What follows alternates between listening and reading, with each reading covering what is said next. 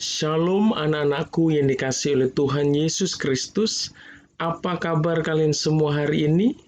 Bapak berdoa kiranya perlindungan, kasih, dan berkat Tuhan Yesus Kristus senantiasa dilimpahkan di dalam kehidupan kalian semua.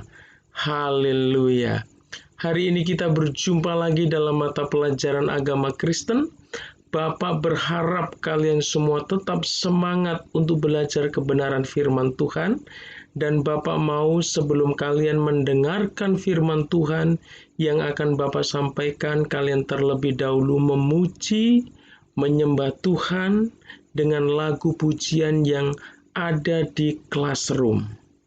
Dan kalian berdoalah sebelum mendengarkan penjelasan firman Tuhan yang Bapak sampaikan dalam video ini. Haleluya. Bapak juga mau mengingatkan buat kalian semua supaya menyimak dengan sungguh-sungguh kebenaran firman Tuhan yang akan Bapak sampaikan hari ini, karena nanti Bapak akan memberikan tugas yang harus kalian kerjakan, dan setelah kalian mengerjakan tugas yang Bapak berikan, kalian dapat mengirimnya atau mengirimkan tugas kalian ke Google Classroom. Oke? Haleluya, haleluya. Baiklah anak-anakku yang dikasihi oleh Tuhan Yesus Kristus, hari ini Bapak akan menyampaikan materi pendidikan agama Kristen dengan judul atau tema kematian orang percaya. Haleluya, haleluya. Anak-anakku yang dikasihi oleh Tuhan Yesus Kristus, hari ini kita tidak berbicara atau membahas tentang berkat, tentang kesuksesan, tetapi berbicara tentang kematian. Mungkin sebagian dari kita berbicara tentang kematian adalah sesuatu yang menakutkan atau sesuatu yang tidak kita sukai. Tapi kita perlu mengetahui, mengerti, dan memahami bahwa setiap orang yang hidup di dunia ini akan mengalami apa yang disebut dengan kematian. Pelajaran hari ini akan membahas tentang kematian orang-orang percaya, yaitu orang-orang yang telah percaya dan menerima Yesus Kristus sebagai Tuhan dan Juru Selamat di dalam kehidupannya. Anak-anakku yang dikasihi oleh Tuhan, berbicara tentang kematian memang bagi sebagian besar orang merupakan sesuatu yang menakutkan. Lalu bagaimana dengan kita sebagai anak-anak Tuhan? Apakah kita juga merasa takut berbicara tentang kematian? Kematian seseorang memang sering menimbulkan duka cita yang dalam bagi anggota keluarga yang ditinggalkan. Kematian seorang suami atau seorang ayah tentunya akan menimbulkan duka cita yang dalam bagi istri dan anak-anak yang ditinggalkan. Kematian seorang istri atau seorang ibu akan membawa duka cita yang dalam bagi suami dan anak-anak yang ditinggalkan. Demikian juga kematian seorang anak akan menimbulkan duka cita yang dalam bagi kedua orang tua yang ditinggalkannya. Itulah gambaran bahwa kematian itu dapat menimbulkan duka cita bagi anggota keluarga yang ditinggalkan. Anak-anakku yang dikasihi oleh Tuhan Yesus Kristus, sebagian orang ada juga yang berpikir bahwa umur mereka masih panjang dan berpikir bahwa kematian itu masih jauh dari kehidupannya karena mereka beranggapan bahwa mereka masih muda. Tentunya anggapan ini sangat salah sama sekali, sebab kematian akan datang kepada siapa saja dan dapat datang kapan saja, tidak ada seorang pun yang tahu. Kematian tidak memandang tua atau muda. Kematian dapat dialami oleh siapapun, bahkan bayi yang baru terlahir ke dunia ini bisa mati. Kematian tidak memandang usia, tidak memandang status sosial. Dia pejabat atau rakyat biasa, dia kaya atau miskin, semua akan mengalami kematian. Ada haleluya, haleluya, haleluya, puji Tuhan. Anak-anakku yang dikasihi oleh Tuhan Yesus Kristus, kematian manusia di dunia ini tidak hanya dengan cara yang sama. Ada banyak cara seseorang mengalami kematian. Seseorang bisa mengalami kematian oleh karena sakit penyakit, seperti karena sakit kanker, ya, sakit jantung, sakit demam berdarah, dan terserang virus, ya. Sekarang ini sedang merebak virus corona, ya, yang saat ini sedang mewabah di seluruh dunia, dan masih ada banyak penyakit-penyakit yang dapat menimbulkan seseorang menjadi meninggal. Seseorang bisa mengalami kematian oleh karena kecelakaan, ya. Bisa kecelakaan oleh karena mengendarai atau naik transportasi yang ada di darat, ya. Orang kecelakaan mobil, kecelakaan kereta, kecelakaan kendaraan bermotor, dan sebagainya. Kecelakaan ini juga bisa terjadi, ya, melalui alat transportasi udara seperti pesawat dan sebagainya. Ya, kecelakaan juga bisa terjadi di laut ketika seseorang sedang naik kapal dan sebagainya. Bahkan juga kematian ini bisa diakibatkan karena kecelakaan kerja. Ya, di dalam pekerjaan itu ada mesin-mesin, ada alat-alat berat yang bisa juga mencelakakan seseorang sehingga dapat mengakibatkan kematian. Seseorang bisa mengalami kematian oleh karena bencana alam, seperti tsunami yang pernah terjadi di Indonesia, khususnya di Aceh, ya.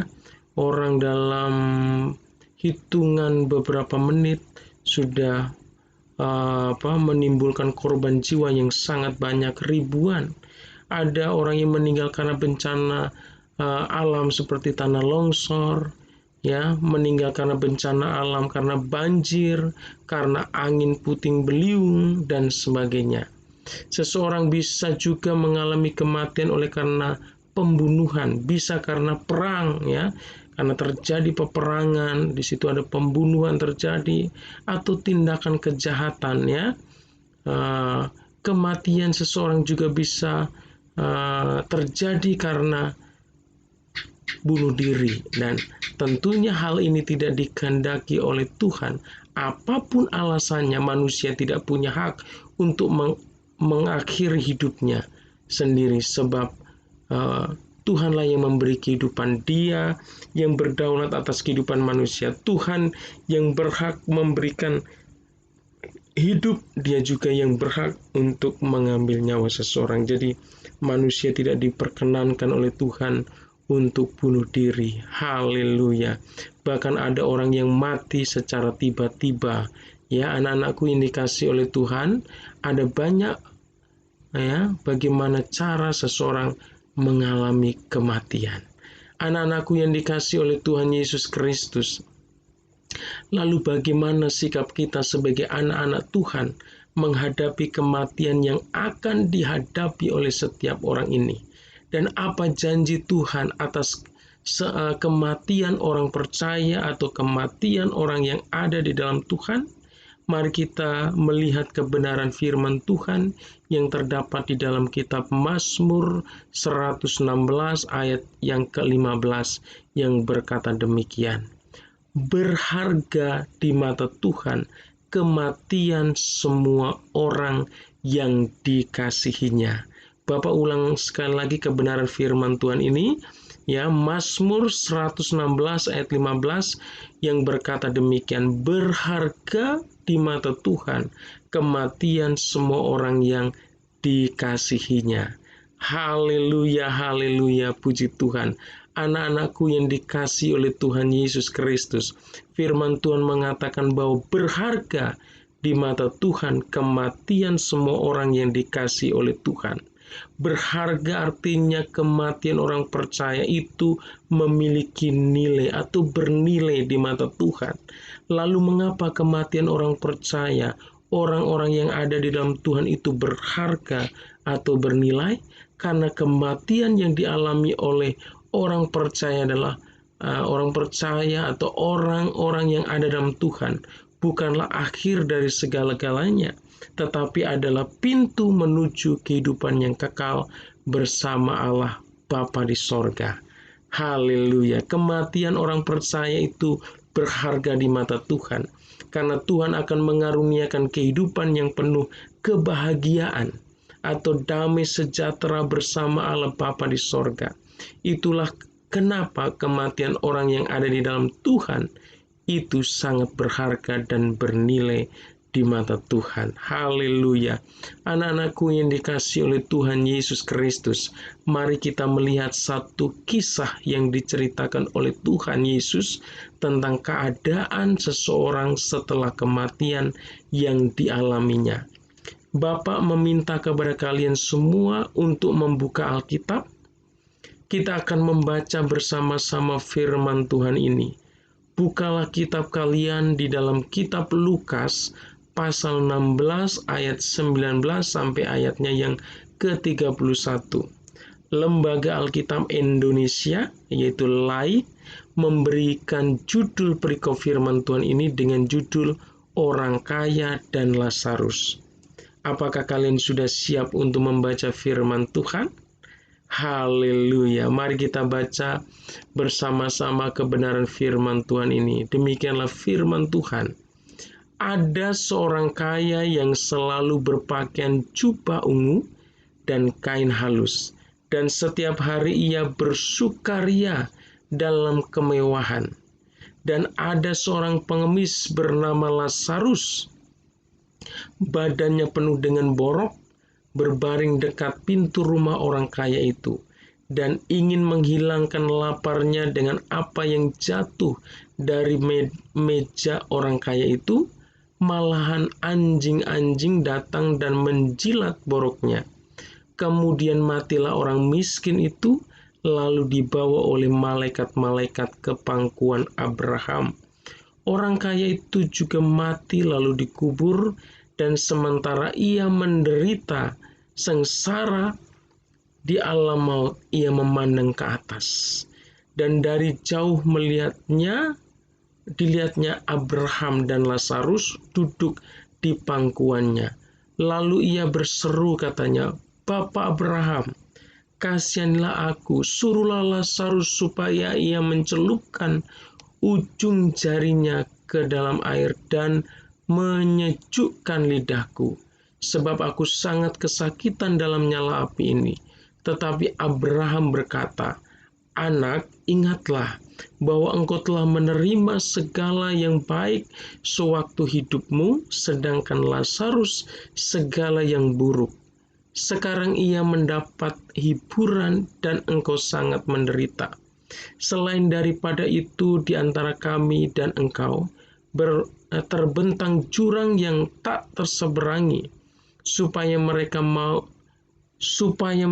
yang mau pergi dari sini kepadamu ataupun mereka yang mau datang dari situ kepada kami tidak dapat menyeberang."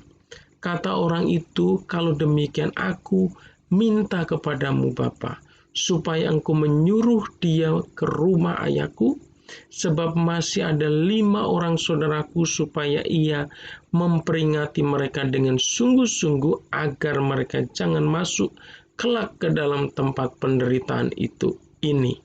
Tetapi kata Abraham, "Ada pada mereka kesaksian Musa dan para nabi, baiklah mereka mendengarkan kesaksian itu."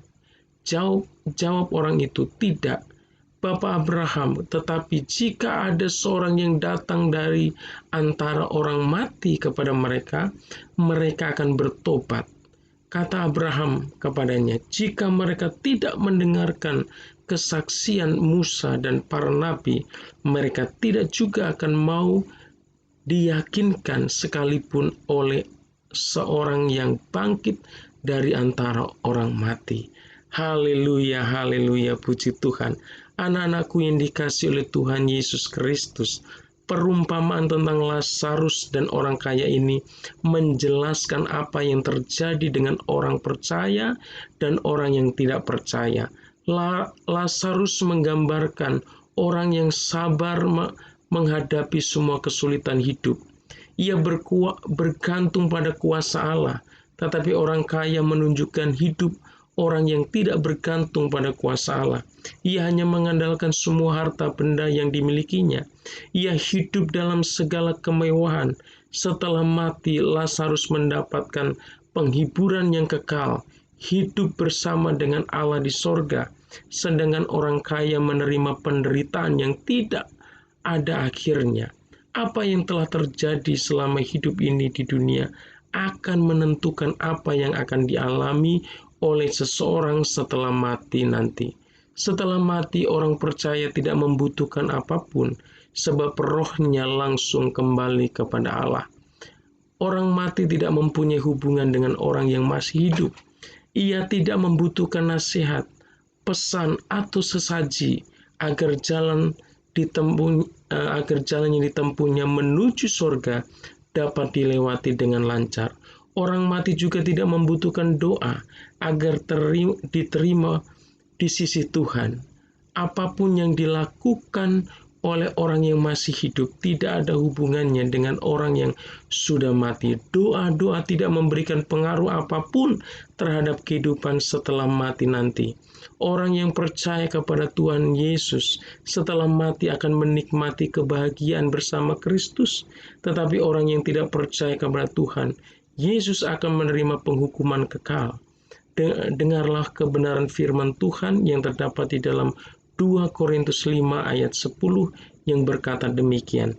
Sebab kita semua harus menghadap tahta pengadilan Kristus, supaya setiap orang memperoleh apa yang patut diterimanya sesuai dengan yang dilakukannya dalam kehidupannya ini, baik ataupun jahat.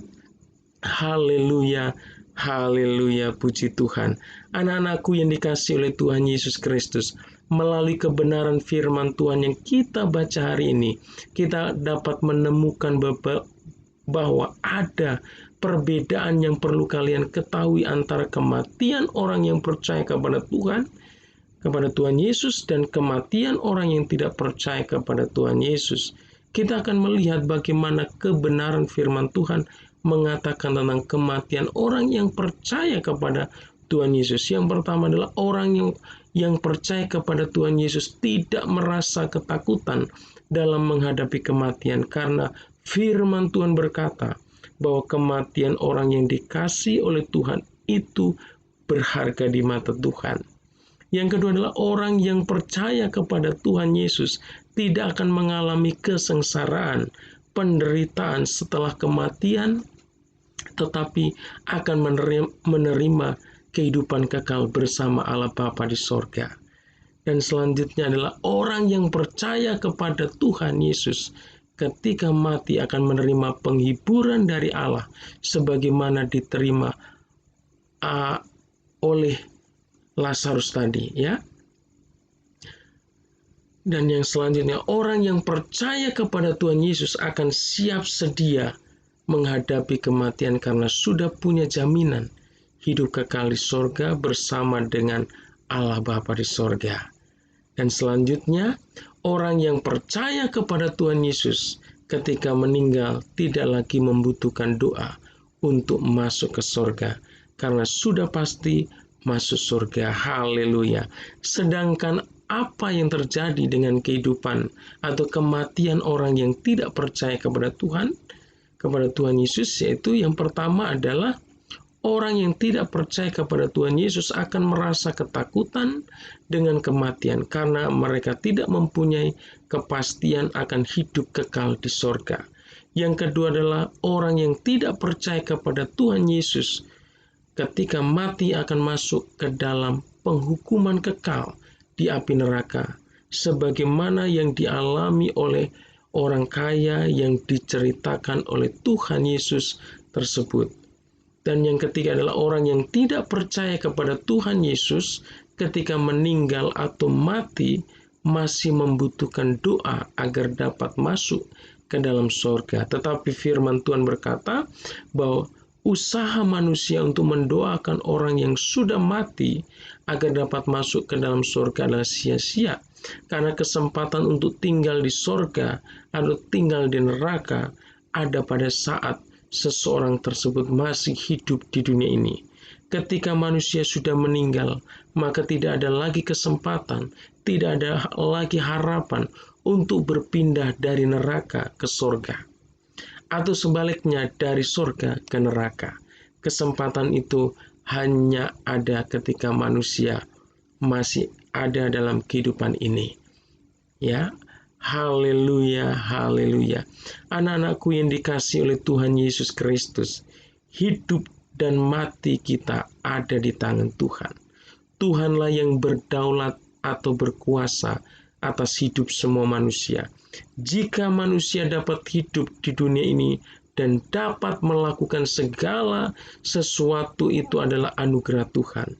Tuhan yang mengaruniakan kehidupan, tetapi Tuhan juga yang berkuasa untuk mengambil kehidupan seseorang yang hidup di dunia ini.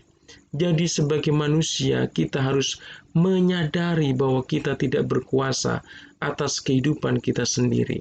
Tidak ada yang bisa kita andalkan, tidak ada yang bisa kita sombongkan. Sebab tidak ada satu orang pun di dunia ini yang akan hidup selama-lamanya.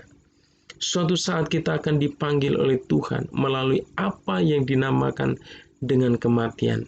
Kita tidak tahu kapan Tuhan panggil, tapi yang pasti Tuhan minta supaya kita senantiasa berjaga-jaga jika waktu yang telah Tuhan tentukan bagi kita tiba, agar tidak ada penyesalan seperti yang dialami oleh orang kaya tersebut. Berjaga-jaga artinya kita sudah ada di dalam Tuhan, yaitu menerima Yesus sebagai Tuhan dan Juru Selamat di dalam kehidupan kita secara pribadi. Berjaga-jaga artinya di dalam kehidupan yang dianugerahkan Tuhan ini, kita selalu mencari dan melakukan apa yang dikehendaki oleh Tuhan. Haleluya, haleluya, amin. Baik anak-anakku yang dikasihi oleh Tuhan Yesus Kristus, Bapak akan memberikan beberapa soal. Bapak minta kalian tulis soal ini di buku tulis kalian, dan setelah kalian mengerjakannya, kalian dapat mengirimkannya ke Google Classroom. Oke, haleluya. Bapak akan bacakan soal nomor 1. Tulislah kebenaran firman Tuhan yang terdapat di dalam kitab Mazmur 116 ayatnya yang ke-15. Haleluya. Soal nomor 2, apakah setelah orang percaya mati atau meninggal masih membutuhkan doa dari orang yang masih hidup agar dapat masuk surga? Masih atau tidak? Ya, tidak perlu. Sekarang soal nomor 3. Sebutkan cara kematian yang dilarang oleh Tuhan. Tuhan itu memanggil seseorang dengan kematian dengan berbagai macam cara, tetapi Tuhan tidak menghendaki satu cara ya yang ditempuh oleh manusia ya untuk mendapatkan kematiannya ya. Disebutkan cara kematian yang dilarang oleh Tuhan. Nomor 4.